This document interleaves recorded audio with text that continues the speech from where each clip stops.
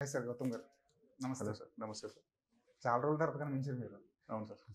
Press మీట్‌లో లేరు, pre రిలీజ్‌లో లేరు, నిన్న జరిగిన ఇంటర్వ్యూలో లేరు. హ్మ్. ఏమైపోయారు సార్ మీరు? మొన్నటిదాకా అయితే పోస్ట్ ప్రొడక్షన్ లాస్ట్ మినిట్ దాకా జరిగింది. సో, ఈరోజు నుంచి అయితే అవైలబుల్ ఉంది.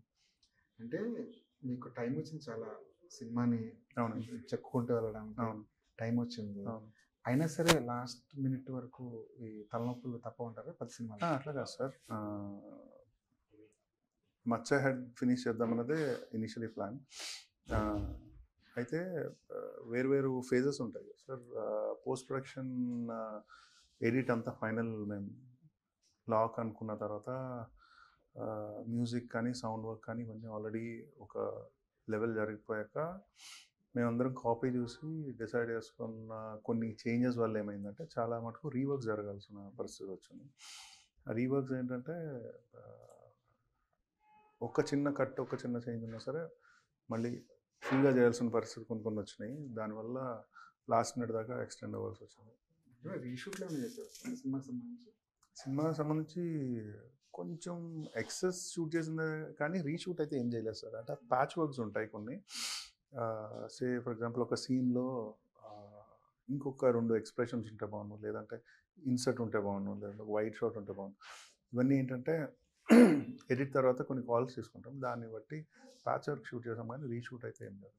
నాకు సినిమా అంతా చూస్తున్నప్పుడు ఏమనిపించిందంటే మోడర్న్ థాట్ ఆఫ్ సినిమా. ఒక హీరో వచ్చాడంటే ఒక ఎలివేషన్ ఇవ్వాల్సిన పని లేదు, హీరోయిన్ ఉందంటే ఒక లవ్ ట్రాక్ పెట్టాల్సిన పని లేదు. ఇది మోడర్న్ సినిమా. మీరు అదే ఫాలో అవ్వాలి, ఇలాగే సినిమా తీయాలి అని మైండ్ సెట్ ఏమైనా ఈ స్క్రిప్ట్ రాస్తారా సార్? అంటే ఏ స్క్రిప్ట్ రాసినా నా ఉద్దేశం ఎట్లా ఉంటుందంటే హీరో అనేవాడు లాస్ట్ 10-15 మినిట్స్లోనే హీరో అవ్వాలి. అప్పటిదాకా అతని గ్రోత్ అతని రేంజ్ చూడాలన్నది నా ఐడియా.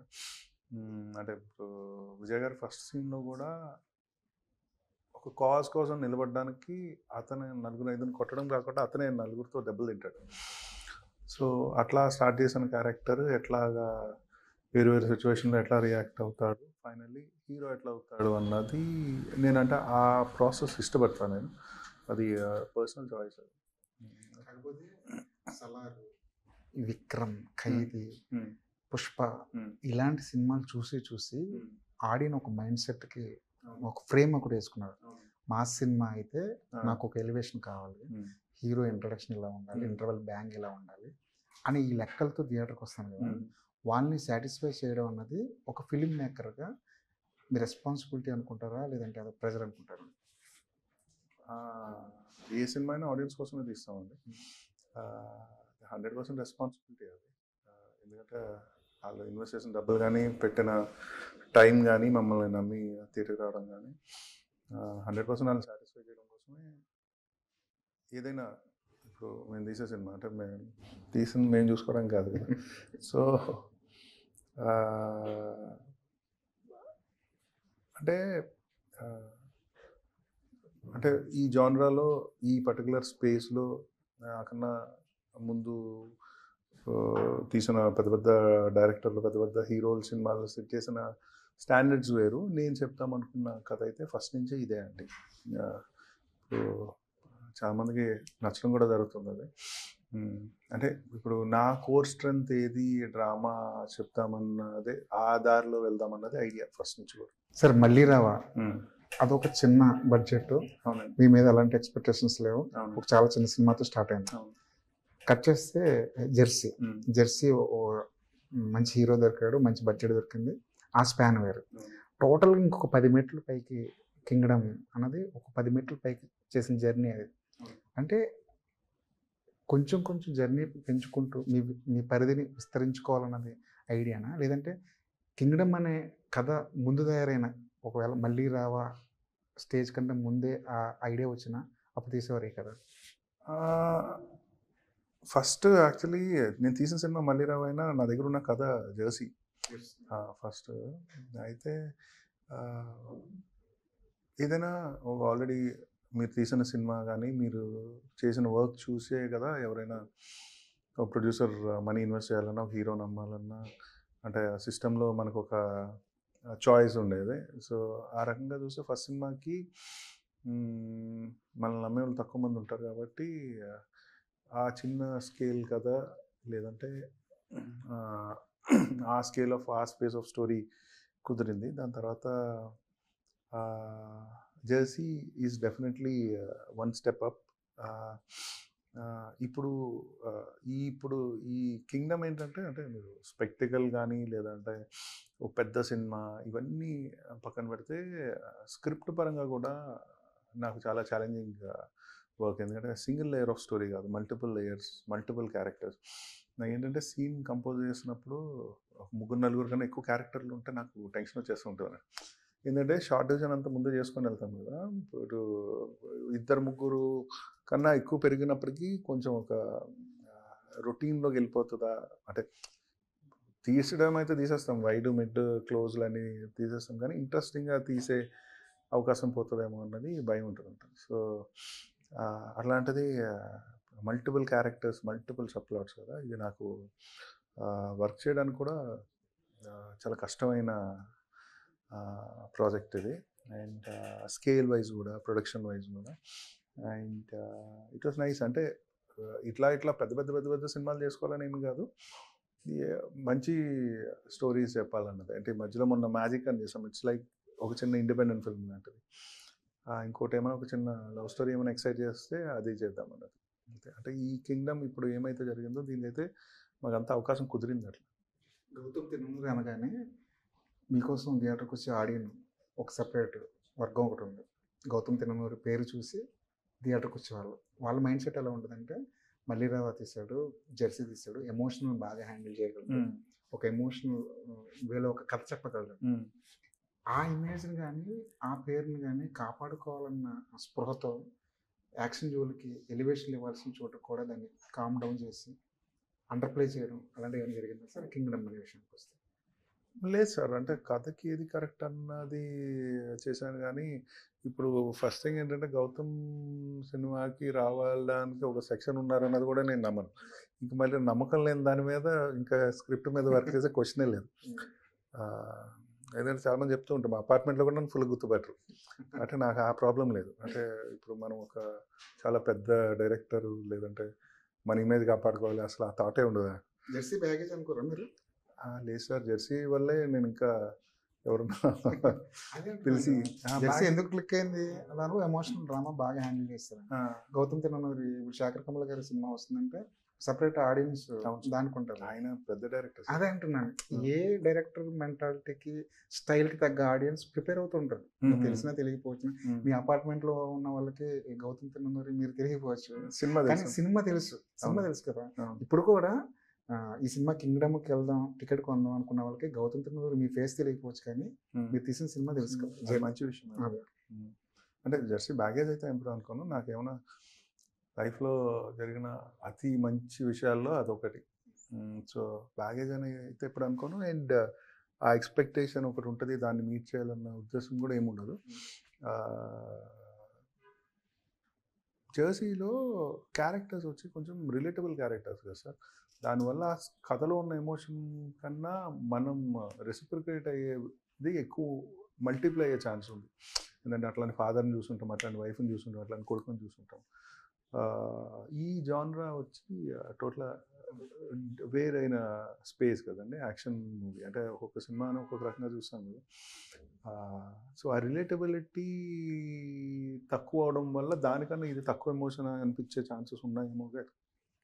నేనైతే జనరల్గా నేను ఏమైతే కరెక్ట్ అనుకున్నానో అదైతే రెండిట్లో ఒకే రంగా చేశాను నా ఉద్దేశం. జెర్సీలో iconic scene, railway station scene అన్నది ఇప్పటికీ కూడా వంశీ గారిని ఇంటర్వ్యూ చేసినప్పుడు, సార్ అలాంటి ఐకానిక్ షాట్లు ఏమైనా సీన్లు ఏమైనా ఉంటాయా అని ఆయన్ని క్వశ్చన్ చేస్తారు. బహుశా మీరు వచ్చిన రిలీజ్కి ముందు మీరు వచ్చిన మిమ్మల్ని అలాంటి క్వశ్చన్స్ ఎదురయ్యేమో. అది కూడా ఒక రకమైన ప్రెజరే కదా సార్, అలాంటి ఊహించుకొని ఇంత ఎమోషన్ ఇది ఉంటుందేమో. యాక్చువల్గా ఏంటంటే హీరో ఎలివేషన్లు అన్నవి యాక్షన్ సీన్స్తో ఎలివేట్ చేయడం వేరు కదా, అది ఎమోషన్ సీన్తో ఎలివేట్ చేయడం. జెర్సీలో అలాంటి మూమెంట్స్ ఎక్కువ ఉంటాయి. అలాంటి ఎక్స్పెక్ట్ చేసి థియేటర్కి వచ్చేవాళ్ళు, వాళ్ళకి ఈ సినిమా ఎంతవరకు రిలేటబుల్ అవుతుంది? అంటే ఏ కథ ఆ కథ సెపరేటే కదా సార్. అంటే మీకు చెప్పాలంటే ఇప్పుడు ప్రస్తుతానికి నేను తీసిన జెర్సీ కన్నా ప్రస్తుతానికి రెవెన్యూ అయితే ఇది ఎక్కువ ఉంది. అంటే లార్జర్ నెంబర్ ఆఫ్ ఆడియన్స్ ఉన్నారు. అంటే అది పర్సనల్లీ అది బాగా గుండెలోకి వెళ్ళిన స్టోరీ అయితే ఇది మనీ జనరేట్ చేసే స్టోరీ అవ్వచ్చు. అట్లా కూడా కాదు, కాకపోతే అంటే ఏ స్పేస్ ఆ స్పేస్ అని చెప్పడం నా ఉద్దేశం సార్. చాలా మంది మిమ్మల్ని రైల్వే స్టేషన్ సీన్ గురించి అడుగుతుంటారు. అవునండి, అడుగుతారు. ఇండస్ట్రీ వాళ్ళు కూడా అడుగుతారు. అంటే చాలా మంది ఫేవరెట్ అది. అవునండి, అది ఎట్లా ఏంటి అని ఎలా కన్సిడర్ చేస్తారు. అది ప్యూర్ యాక్టర్ టాలెంట్ అండి. పూర్తిగా నాన్నగారు 100%. 100%. అంటే ఒక చాలా అది 4 లైన్ల సీన్ సార్. అది ఒకడు పైకి వెళ్తాడు, కాకపోతే ఏంటంటే దాని ముందు ఎక్స్ప్రెస్ చేస్తాడు అన్న వెయిట్ ఉంటుంది కదా, ఇన్నేళ్ళ తర్వాత ఇన్ని రోజుల తర్వాత జరిగిందని. ఆ వెయిట్ని అలా హోల్డ్ చేసి అక్కడ బర్స్ట్ చేయడం అన్నది ఐడియా. అది 100% ఆయన యాక్టింగ్ వల్ల అట్లా మిగిలిన సీన్. అది సినిమా వచ్చింది కదా. అవునండి, దాన్ని కంపేర్ చేస్తారు జెర్సీతో. నన్ను మా వంశీ గారు కూడా చెప్పారు. మీకు అనిపించలేదు అలాగా? యాక్చువల్లీ థియేటర్లో చూస్తున్నప్పుడు అనిపించింది, కానీ it's far more technically brilliant film అది. అదే ఆ స్టేజ్కి వెళ్ళాలి ఎప్పుడైనా అని కోరిక. కాకపోతే ఆ ఐడియా మీకు ముందే వచ్చింది అన్న ఫీలింగ్. అవునా? ఓకే. కొంచెం ఫార్వర్డ్ ఉన్నారు. ఆయన చాలా గర్వంగా చెప్తున్నారు. వంశీ గారా? వంశీ గారు రివ్యూలు అవి పట్టించుకుంటారు సార్? 100% పట్టించుకుంటారు సార్. ఇంకా నాకు ఫస్ట్ సినిమా నుంచి కూడా నాకు, అంటే నేను సినిమా తీయక ముందు నుంచి కూడా రివ్యూస్ చదివి సినిమాకి అయితే 100% వెళ్తాం, కానీ రివ్యూస్ చదవడం అనేది బాగా చేసే పని. అసలు నాకు రివ్యూస్కి నాకు సంబంధం లేదన్నది ఏమీ కాదు. ఇప్పుడు ఇది అయిపోయిన తర్వాత కూడా ఒక 4 రోజుల తర్వాత మొత్తం అన్నీ మళ్ళీ చూసి ఏంటి ఎవరి ఉద్దేశం ఎట్లా ఉంది అంటే, అలానే అందరివి కాదు, కొంతమంది ఇప్పుడు మీలా కొంతమంది క్రెడిబుల్ అంటే అది ఎట్లా చెప్పాలి, చాలా సినిమాలు మనం కూడా వాళ్ళ ఉద్దేశంతో ఏకీభవిస్తే వీళ్ళు మనలాగా ఆలోచిస్తున్నారా అనిపిస్తుంది కదండి. మేమేంటంటే స్టోరీ వరల్డ్లో ఉండి చాలా రోజులు కొన్ని మేము చేసే రాంగ్స్, మిస్టేక్స్ చిన్న చిన్నవి అవి కూడా మాకు అర్థం కాకపోవచ్చు. అదేంటంటే బయట ఉన్న వాళ్ళు చెప్పినప్పుడు తెలుస్తుంది. అదేంటంటే మన ఐడియాలజీ, మన ఐడియాస్ ప్రకారం దగ్గరగా వీళ్ళు మాట్లాడుతున్నారు అనుకున్నామని అయితే 100% చూసాం. రివ్యూవర్స్, మీడియా వల్లే నాకు జెర్సీకి అంత మంచి పేరు వచ్చింది. మీరు చూస్తే నేను జెర్సీ ప్రీ-రిలీజ్ ఈవెంట్ కూడా రాలేదు, దాని తర్వాత ఇంటర్వ్యూలు ఇచ్చింది కూడా ఏం తెలియదు. అంటే అదైతే నాకు 100% ఎస్సెట్టే. అయితే ఈ సినిమాకి రిలీజ్ అవుతున్న ముందు రివ్యూవర్స్ బాగానే ఉంటుంది, ఆడియన్స్ ఎట్లా రియాక్ట్ అవుతారని భయం ఉండేది. నాకేమో అంతా రివర్స్ అయింది. అంటే ఏమైనా చిన్న మిక్సర్ ఏమైనా ఉంటే అది రివ్యూ సైడ్ నుంచి వచ్చింది. ఆడియన్స్ రియాక్షన్ బాగుంది. కాకపోతే అగైన్ యాజ్ ఎ సెడ్, ఏదైనా సరే మళ్ళీ ఫుల్ ప్రూఫ్ 100% ప్రొడక్ట్ అయితే ఉండదు. ఏ పాయింట్ల దగ్గర మీరు ఏకీభవిస్తారు? అంటే ఏ పాయింట్ల దగ్గర ఏకీభవిస్తారంటే, మీరు ఇందాక అన్నారు కదా, ఇప్పుడు ఆల్రెడీ ఈ సినిమా పెద్ద పెద్ద సినిమాలు వచ్చినాయి, పర్టికులర్ సీన్ దగ్గర ఒక ఎలివేషన్ ఉండాలి, అది ఏకీభవించకపోవచ్చేమో. అంటే నేను చూద్దాం అనుకున్న విధానం కథ ఇది. అంటే ఒక సీన్, ఇప్పుడు సే ఫర్ ఎగ్జాంపుల్ మీరు డెఫినెట్లీ ఒక హై ఫీల్ అవ్వాలంటే దాని ముందు సీన్స్లో కానీ స్టోరీలో కానీ ఒక మూడ్ కానీ ఒక ఇన్ఫర్మేషన్ కానీ ఒక పేస్లో తీసుకెళ్ళిన తర్వాత వచ్చే హై వేరే ఉంటుంది. అట్లా కాకుండా కంటిన్యూస్గా ఒక లెవెల్లో వెళ్తే నెక్స్ట్ వచ్చేది తగ్గచ్చేమో. అది ఏంటంటే రాస్తున్నప్పుడే స్క్రీన్ ప్లే వైజ్ మేము డిసైడ్ అయ్యే కొన్ని చోట్ల డెలిబరేట్గా, అంటే కావాలని జనాలు బోర్ కొట్టేలా కూర్చోబెట్టాలనే ఉద్దేశం కాదు, పేసింగ్ ఆఫ్ ద స్టోరీ కొన్ని చోట్ల స్లో చేయాల్సి వస్తుంది. ఎందుకంటే ఇప్పుడు సే ఫర్ ఎగ్జాంపుల్ ప్రొటాగనిస్ట్ ఒక చోట నుంచి ఇంకో ప్రపంచంలోకి వచ్చాక ప్రపంచం అంతా కొత్తది, దానికి అక్కడ నేను ఫాస్ట్గా స్టోరీ తీసుకెళ్తే ఆ చుట్టుపక్కల ఉన్న ఇన్ఫర్మేషన్ అబ్జర్వ్ చేసుకోవడం కష్టం. అంటే వాళ్ళు మాట్లాడే మాటలు కానీ, డైలాగ్ కానీ, ప్లేస్ కానీ, ఇవన్నీ కూడా అట్లాంటి చోట ఏంటంటే కొంచెం స్క్రీన్ ప్లే వైజ్ స్లో చేయాల్సి వస్తుంది, అక్కడ జరిగే కాన్వర్జేషన్స్ కానీ. అవి as a writer, as a director నేను తీసుకున్న చాయిస్ అది. అవి స్లో, లేదంటే డైరెక్టర్ స్లోగా తీసుకెళ్తున్నాడు సినిమా అన్న, అవి ఇట్లాంటివి కొన్ని ఏకీభవించవచ్చు. కొన్ని చోట్ల ఏంటంటే సార్, నాకు ఇది మంచి అలవాటు చెడ్డ అలవాటు తెలియదు కానీ, ప్రతి విషయం ఎక్స్ప్లెయిన్ చేసే విధంగా చెప్పకుండా వదిలేసి వాళ్ళు అర్థం చేసుకున్న చోట ఎక్కువ ఎంగేజింగ్ ఫ్యాక్టర్ ఉంటుందేమో అని నా ఉద్దేశం. కొన్ని అట్లా వదిలేసినవి కన్ఫ్యూజ్ అయ్యే ఛాన్స్ కూడా ఉంటాయి. అవి ఏమైనా కొంచెం ఇంప్రూవ్ చేసుకోవాలి నెక్స్ట్ టైం. నాకేమనిపించిందంటే సార్, టోటల్ సినిమాలో సత్యదేవ్ అనే క్యారెక్టర్ మళ్ళీ తిరిగి ఇంటికి వెళ్ళకపోవడానికి, తమ్ముని కలుసుకోకపోవడానికి, నీకు తెలియదు ఎందుకు రాలేకపోతున్నాను, ఎందుకు రాలేదు అని చెప్తాడు. కానీ అది ఎందుకు అనేది ఆన్సర్ లేదండి. అవునండి. అక్కడ ఆడియన్స్ అసంతృప్తి ఫీల్ అయ్యే అవకాశం. అంటే అది ఎట్లా అంటే సార్, మీరు చెప్పిన 100% వ్యాలిడ్. కథ హీరో పాయింట్ ఆఫ్ వ్యూ నుంచి వెళ్తుంది. హీరో పాయింట్ ఆఫ్ వ్యూ నుంచి వెళ్తున్నప్పుడు వాళ్ళందరం కలుసుకోవాలి, ఫైనల్గా కలుసుకోవాలి, ఎందుకు రాలేకపోతున్నా అన్నది వాడి నోట్ల నుంచి రావట్లేదు, చెప్పట్లేదు. So you're still with the hero's emotion. అట్లా కాకుండా వాడు క్లీన్గా ఎక్స్ప్లెయిన్ ఆడియన్స్కి మనం వేరే రకంగా ఎక్స్ప్లెయిన్ చేసి హీరోని వేరే రూట్లో పెడితే హీరోతో ట్రావెల్ చేసే అవకాశం తగ్గుద్దేమో అన్నది నా ఉద్దేశం. అంటే ఇంత పెద్ద విషయం ఇన్ని జరుగుతున్నా సరే, ఇప్పుడు లాస్ట్ యాక్షన్ ఎపిసోడ్ ఉంది. లాస్ట్ యాక్షన్ ఎపిసోడ్ ఒక పెద్ద సెటప్ చేసి we could have done some 10-12 minutes of action episode. కాకపోతే నాకు ఏ షాట్లోని ఏ రకంగానూ వాడు కక్షతో కోపంతో చంపుతున్నట్టు కాదు, వాడిలో ఉన్న ఉద్వేగం, వాడి బాధ తెలియాలనేసి హీరోని దాటైతే వెళ్ళలేదు. సో అది కొంచెం డ్రమాటిక్ యాక్షన్ ఎపిసోడ్. అంటే మీరు ఊహించినట్టు mass elevation type of action episode కాదు అది. నేను అట్లా ఉంటే బాగుంటుందని నేను తీసుకున్నాను. సో ఇట్లాంటి కొన్ని పాయింట్స్ దగ్గర it's a choice of the writer అంతే. పార్ట్ 1, పార్ట్ 2 అనే కల్చర్ కమర్షియల్గా వర్కౌట్ అవుతుంది. చాలా సినిమాలు కమర్షియల్గా పే ఆఫ్స్ అయ్యాయి పార్ట్ 2 వల్ల. కానీ కొన్ని సినిమాలకి ఇబ్బంది ఏమవుతుందంటే, పార్ట్ 2లో కొంత కథ చెప్పాలి కాబట్టి, పార్ట్ 2లో ఇంకా కొంచెం ఇంట్రెస్టింగ్ ఎలిమెంట్స్ ఉండాలి కాబట్టి పార్ట్ 1కి అన్యాయం చేస్తున్నారు అన్నది కొంత విమర్శ గట్టిగా వినిపిస్తుంది. దీన్ని మీరు ఏకీభవిస్తారు? ఈ సినిమాకి జరిగిన అలాంటిది ఏమైనా డ్యామేజ్, ఆ విషయంలో జరిగిన డ్యామేజ్ ఏమైనా ఉందా? ప్రస్తుతానికి అయితే లేదని అనుకుంటున్నాను సార్. అంటే అది సినిమాకి డిపెండ్ అయి ఉంటుంది. కొన్ని సినిమాలు ఎక్స్ట్రీమ్లీ సక్సెస్ఫుల్ అయినాయి, కొన్ని ఫెయిల్యూర్స్ అయినాయి. ప్రస్తుతానికి అయితే నాకు దానివల్ల డ్యామేజ్ అనేది అయితే ఏమైందని అనిపించట్లేదు. ఇన్ఫ్యాక్ట్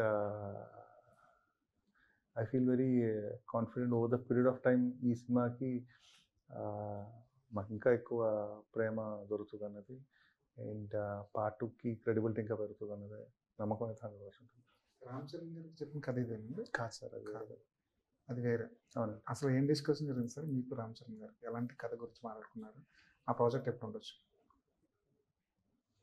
అంటే ఆయనతో సినిమా ఎప్పుడు ఉండొచ్చో మరి నేను 100% చెప్పలేను. మేబీ నేను అంత మంచి కథ తీసుకెళ్ళినప్పుడు నా అవ్వచ్చాను. ఇనిషియలీ అనుకున్నప్పుడు అయితే ఒక ఐడియా ఉండింది, ఐడియా బాగుందని అనుకున్నాము. దాని తర్వాత దాని కథ రూపంలో చేసినాక